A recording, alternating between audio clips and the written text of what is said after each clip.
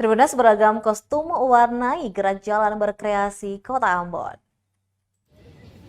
Sebanyak 39 grup peserta dengan ragam kostum mewarnai lomba gerak jalan berkreasi Kota Ambon Sabtu 12 November 2022.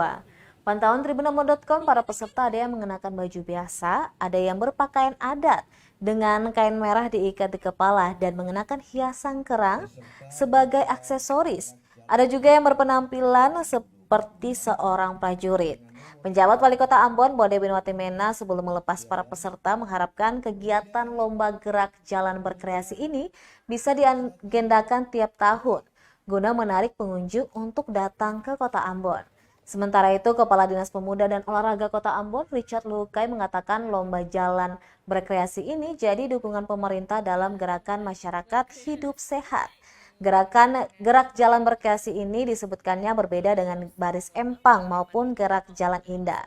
Namun dalam lomba yang baru pertama kali diadakan ini, kreativitas akan jadi poin utama penilaian.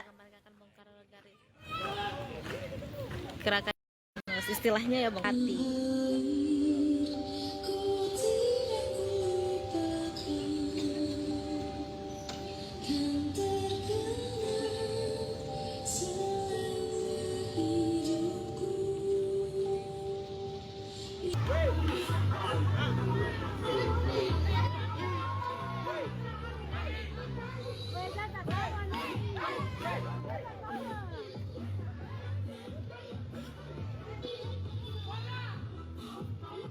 Terima kasih sudah nonton.